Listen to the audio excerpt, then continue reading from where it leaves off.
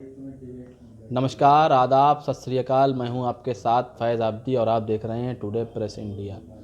2014 के बाद से दलित वोट बैंक का हमेशा से बिखराव होता रहा है। 2014 से पहले माना जाता था दलित वोट बैंक जो है वो बीएसपी के साथ है, लेकिन अब इस वोट बैंक का बिखराव हो रहा है। इसी बातों को जानने के लिए हम आज गंगाराम अंबेडकर जी के पास आए, जो मिशन सुरक्षा परिषद के राष्ट्रीय अध्यक्ष हैं। इनसे पूछते हैं, अंबेडकर जी ये बताइए कि जो दलित वोट बैंक का बिखराव हो रहा है वो क्यों हो रहा है। नमस्कार।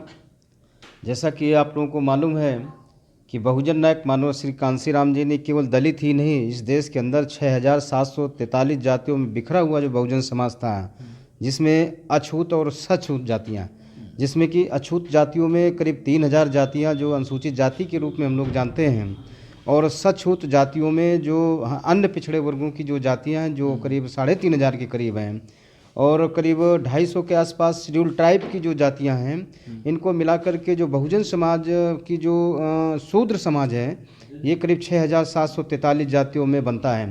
तो इन तमाम जातियों को लामबंद करने के लिए बहुजन नायक मानव कांशीराम जी ने पूरे देश में लोगों को जन जागृति फैलाकर उनको एक सूत्र में पिरोने का काम किया था। लेकिन इधर 2012 के बाद लगातार जिस तरह से खासतौर से उत्तर भारत के जो बहुजन समाज के लोग थे, मुझे ऐसा लगता है कि वो दक्षिण भारत के बहुजन समाज के लोगों की राय पर चल चुके हैं। जिस तरह बाबा साहब अम्बेडकर की जो बिरादरी, जो महार समाज के जो लोग हैं, वो जय भीम तो बहुत गला फाड़ फाड़ कर करते हैं, लेकिन जय भीम की एक भी नहीं मानते। बाबा साहब अम्बेडकर का जो नारा था कि हम शिक्षित बने, संगठित हों, फिर संघर्ष करें, तो शिक्षित तो हम हुए, लेकिन संगठित होने में कहीं ना कहीं कमी नज़र आ रही है, जिसके कारण जैसे दक्षिण भारत में जय भीम वालों की तादाद तो बहुत ज़्यादा है, लेकिन जय भीम वाले सरकार नहीं बना पा रहे हैं। तो मानव कांशीराम जी ने उस दंभ को तोड़ करके उत्तर भारत में उस कमी को पूरा किया और उत्तर भारत में उन्हें इकट्ठा करके सरकार बनाई। लेकिन इधर बहुजन समाज पार्टी जैसे जैसे कमज़ोर हो रही है, तो उससे मुझे लगता है कि लोग जो है वो अपनी अपनी दुकानें खोल करके किसी तरह से एक लीडरशिप का अभाव की के कारण मुझे लगता है कि जो बिखराव की कंडीशन है ये बहुत ज़्यादा लंबा नहीं चलेगा। कुछ ही दिन के बाद में जब एक मुकम्मल लीडरशिप उभर करके समाज में पैदा होगी, तो वो समाज उसी के साथ चल देता है। तो मुझे ऐसा लगता है कि ये बहुत ज़्यादा नहीं, साल 2 साल के अंदर एक नई लीडरशिप समाज पैदा करेगा और उसके पीछे समाज खुद अच्छा, ये बताइए कि दलित वोट बैंक या बहुजन समाज पार्टी छोड़कर ये ट्रांसफ़र कैसे क्या हो गया, क्यों क्या वजह रही है इसे ट्रांसफ़र हो गया दूसरी तरफ ये वो। देखिए, जहाँ नीतियाँ भटक जाती हैं, नीतियों के अभाव में सीपीएम, सीपीआई, आरपीआई और जनता दल समाप्त हो गए हैं। तो जब नीति का अभाव हो जाता है तो कहीं ना कहीं समाज का ध्यान भी उस विचारधारा से भटकने लगता है। तो मुझे ऐसा लगता है कि जो मानवर कांशीराम जी ने जो नारा दिया था, बहुजन हिताय बहुजन सुखाय, तो शायद बहन मायावती जी ने उस नारे को थोड़ी सी तब्दीली कर दी थी, सर्वजन हिताय सर्वजन सुखाय। जो मानव कांशीराम जी ने कहा था, जिसकी जितनी संख्या भारी उसकी उतनी हिस्सेदारी, तो मुझे लगता है कि बहन जी ने उसमें थोड़ी सी तब्दीली की थी कि जिसकी जितनी तैयारी उसकी उतनी हिस्सेदारी। तो मुझे लगता है कि समाज को शायद ये नारा पसंद नहीं आए हैं, इसके कारण से वो अलग अलग दिशाओं में भटकने लगा है। तो ये काम तो बहन मायावती जी उस विरासत को संभालने के लिए मानो श्री कांशीराम जी की राजनीतिक उत्तराधिकारी थी, ये काम तो बहन मायावती जी को करना चाहिए था, लेकिन कहीं ना कहीं चूक हो गई। मुझे लगता है कि हम लोग ब्याज के चक्कर में अपनी पूंजी को गंवा बैठे। बिल्कुल, हम लोग अपने ब्याज के चक्कर में पूंजी को गंवा बैठे और ब्याज हमारा इतना कीमती दिखने लगा कि हमने अपनी पूंजी को भी नहीं संभाल पाए।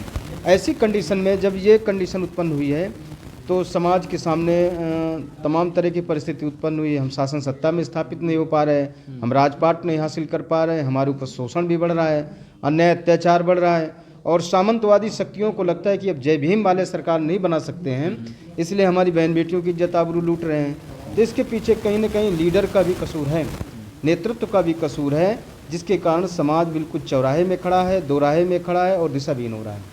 तो क्या ऐसा करना चाहिए कि सब एक ही प्लेटफॉर्म पर आकर काम करें और पहले जैसे जब दलित समाज सब एक था वो करे, तो इसके लिए क्या करना चाहिए कि एक हो जाए। देखिए, जब नेता के द्वारा नेता नहीं पैदा होता है तो समाज अपना नेता खुद पैदा करता है। तो ऐसी कंडीशन में एक समय ऐसा भी आएगा कि जो अच्छा काम समाज में कर रहा होगा तो समाज फिर उसको नेता मान करके उसके पीछे चलना शुरू कर देगा। और जहाँ तक इकट्ठा करने की बात है, तो देखिए, तराजू में कभी मेढक नहीं तौले जाते हैं। मानव श्री कांशीराम जी कहते थे कि तराजू में कभी मेढक नहीं तौले जाते, मैं एक को चढ़ाता हूँ दूसरा उछल के भाग जाता है। तो ऐसी कंडीशन में कांसीराम साहब ने कहा हाँ मैं मेढक भी तौल सकता हूँ, अच्छा। लेकिन उसको तौलने के लिए मुझे पहले बोरे का इस्तेमाल करना पड़ेगा और उसी बोरे में सारे मेढक को भर दूंगा और ऊपर से गांठ लगाऊं, तराजू में रख के तौल दूंगा। तो जो मेढक को तौलने के लिए जो बोरे का इस्तेमाल करेगा तो सारे मेढक उसी में आएंगे और वो फिर उसको तौला जा सकता है। तो जो लोग जय भीम के साथ साथ उस विचारधारा, उस कंडीशन से बीमार लोग हैं, उस परेशानी के शिकार लोग हैं, जाति पाति के जो शिकार लोग हैं, अगर इनको इकट्ठा किया जाए तो मुझे लगता है कि जो कट्टर जय भीम का जो एक लेवल जो जिसके ऊपर चढ़ रहा है वो भी सकारात्मक सोच के साथ उनके साथ जब चलेगा और जब मास लीडर पे समाज जिसके साथ मास तरीके से चलता है तो जो तमाम चाहे सामाजिक संस्थाएं बनाने हों चाहे लीडरान हो वो सब उनके पीछे चल देते हैं। तो इस आज के दौर में दलित नेता बहुत सारे उभर रहे हैं, आप भी उसमें से एक है, तो क्या ये भी एक बिखराव का कारण हो सकता है? क्योंकि बहुत सारे नेता जैसे चंद्रशेखर आज़ाद पश्चिम उत्तर प्रदेश से हैं और इधर से यूपी, इधर से भी बहुत से लोग हैं, तो क्या ये बिखराव का कारण बन सकता है? देखिए, बहुजन समाज पार्टी के कमज़ोर पड़ने के बाद सब लोग अपनी अपनी कोशिश कर रहे हैं। लोगों को लगता है कि शायद ये हमारी कोशिश रंग लाए, लेकिन कोशिश उसी की रंग लाएगी जिसके पास विजन और मिशन सटीक होगा। क्योंकि केवल भीड़ बढ़ा देना, केवल जय भीम का झंडा उछाल देना, महापुरुषों की तस्वीरें लगा लेना, ये कोई विजन और मिशन नहीं है। इसके लिए आपकी सोच क्या है, आपका एजेंडा क्या है, आपका विजन क्या है, आप किस तरह से लोगों को तैयार करना चाहते हैं, उनके अंदर कौन सी सोच पैदा करना चाहते हैं, जो इस कंडीशन में जो आखिर खड़ा होगा। और क्योंकि समाज तो हमारा दूध का जला है, वो मट्ठा भी फूंक के पीता है, तो क्योंकि समाज का विश्वास अर्जित करने के लिए बहुत संघर्ष करना पड़ेगा। जो जिसके ऊपर समाज विश्वास करेगा वही लीडर बनेगा। चलिए सर, बहुत बहुत शुक्रिया। ये थे गंगाराम अम्बेडकर जी, जो ये कह रहे हैं कि हमारा समाज दूध का जला है और छाछ भी फूंक फूंक के पीता है। आपका इस वीडियो को देखने के लिए बहुत बहुत धन्यवाद।